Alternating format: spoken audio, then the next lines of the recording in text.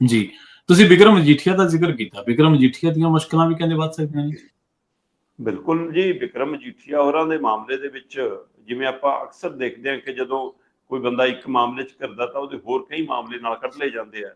ਸੋ ਹੁਣ ਹੂੰ, ਹੂੰ, ਬਿਕਰਮ ਮਜੀਠੀਆ ਦੇ ਉੱਤੇ ਜੀ ਬਦਸਲੂਕੀ ਦਾ ਮਾਮਲਾ ਵੀ ਪਾ ਦਿੱਤਾ ਗਿਆ ਕਿ ਜੀ ਇਹਨੇ ਪੁਲਿਸ ਹੂੰ, ਅਧਿਕਾਰੀਆਂ ਨਾਲ, ਵਿਜੀਲੈਂਸ ਦੀ ਟੀਮ ਨਾਲ ਜੀ ਉੱਥੇ ਘਰੇ ਗਿਆ ਨਾ ਬਦਸਲੂਕੀ ਕੀਤੀ ਜੀ, ਧੱਕਾ ਮੁੱਕੀ ਹੋਏ ਜੀ, ਗਲੋਂ ਗਾਲੀ ਹੋਏ ਜੀ, ਹੈ ਨਾ, ਬੋਲੇ ਹੂੰ, ਏਦਾਂ ਜੀ, ਜੇ ਉਹੋ ਜਿਹੇ ਅਧਿਕਾਰੀਆਂ ਦੇ ਨਾਂ ਦੇ ਉੱਤੇ ਹੋ ਸਕਦਾ ਇੱਕ ਦੋ ਕੇਸ ਹੋਰ ਪੈ ਜਾਣ ਜਦ ਤੱਕ ਅੱਜ ਦਾ ਦਿਨ ਢਲੇ।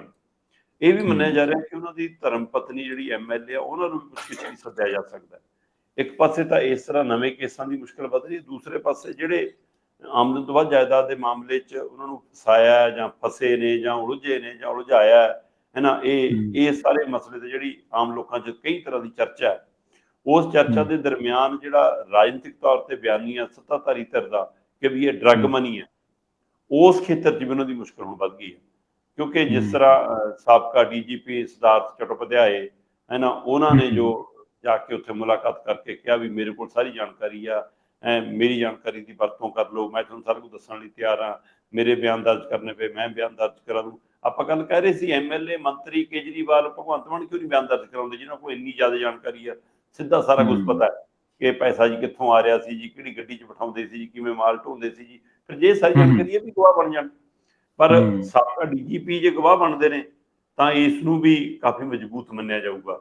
ਉਹ ਤਾਂ ਇਹ ਵੀ ਕਹਿੰਦੇ ਨੇ ਕਿ ਬਈ ਮੈਂ ਜਦੋਂ ਚੰਨੀ ਦੇ ਟਾਈਮ ਦੇ ਵਿੱਚ ਡੀਜੀਪੀ ਸੀਗਾ, ਜਦੋਂ ਪ੍ਰਧਾਨ ਮੰਤਰੀ ਵਾਲਾ ਮਾਮਲਾ ਹੋਇਆ ਤਾਂ ਉਹਦੀ ਆੜ 'ਚ ਮੈਨੂੰ ਹਟਾਤਾ, ਉਹ ਤਾਂ ਇੱਕ ਬਹਾਨਾ ਸੀ, ਅਸਲ 'ਚ ਤਾਂ ਮੈਨੂੰ ਡਰੱਗ ਤਸਕਰਾਂ ਨੇ ਹਟਵਾਇਆ। ਤੇ ਉਹਨਾਂ ਦਾ ਨਿਸ਼ਾਨਾ ਸ਼ਾਇਦ ਇਸ਼ਾਰਾ ਬਿਕਰਮ ਮਜੀਠੀਆ ਵੱਲ ਸੀ। ਮਤਲਬ ਬਿਕਰਮ ਮਜੀਠੀਆ ਜਾਂ ਡਰੱਗ ਤਸਕਰਾਂ ਦੀ ਇੰਨੀ ਤਾਕਤ ਆ ਕਿ ਉਹ ਬਾਹਰ ਰਹਿ ਕੇ ਇੱਕ ਡੀਜੀਪੀ ਨੂੰ ਵੀ ਹਟਾ ਸਕਦੇ ਆ, ਮਤਲਬ ਤਾਂ ਉਹਨਾਂ ਦੀ ਗ੍ਰਹਿ ਮੰਤਰੀ, ਪ੍ਰਧਾਨ ਮੰਤਰੀ ਤੱਕ ਵੀ ਪਹੁੰਚ ਹੋਣੀ।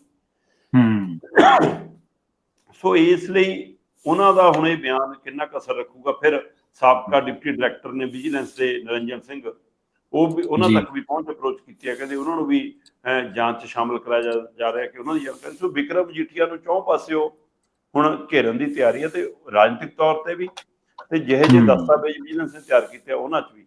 ਉਹਨਾਂ ਦੇ ਹੁਣ ਵਕੀਲ ਇਹ ਦੱਸ ਸਕਦੇ ਕਿ ਉਹ ਨਿਕਲ ਵੀ ਸਕਦੇ ਕਿ ਨਹੀਂ। ਇੱਕ ਵਾਰ ਤਾਂ ਹੂੰ, ਸਰਕਾਰ ਪੂਰੇ ਚੌਂ ਪਾਸਿਓਂ ਹਮਲੇ ਦੀ ਤਿਆਰੀ 'ਚ ਨਜ਼ਰ ਆਉਂਦੀ ਹੈ, ਤੇ ਉਹ ਪੰਜਾਬ ਦੇ ਲੋਕਾਂ ਨੂੰ ਦੱਸਣਾ ਚਾਹੁੰਦੀ ਹੈ ਕਿ ਦੇਖੋ ਅਸੀਂ ਡਰੱਗ ਦੇ ਮਾਮਲੇ ਦੇ ਉੱਤੇ ਹੁਣ ਬੜੇ ਮਗਰਮੱਛ ਨੂੰ ਅੰਦਰ ਦਿੱਤਾ, ਤੇ ਜਿਹੜੇ ਇਹ ਕਹਿੰਦੇ ਹੁਣ ਕੋਈ ਹੋਰ ਬੜੇ ਬਖਸ਼ੇ ਨਹੀਂ ਜਾਣਗੇ, ਤੇ ਉਹਨਾਂ 'ਚ ਹੂੰ। ਕੀ ਪ੍ਰਗਟ ਸਿੰਘ ਹੋਰਾਂ ਨੂੰ ਫਿਰ ਉਸ ਕਟਹਿਰੇ 'ਚ ਲਿਆ ਕੇ ਖੜਾ ਕਰਨ ਦੀ ਤਿਆਰੀ ਹੈ।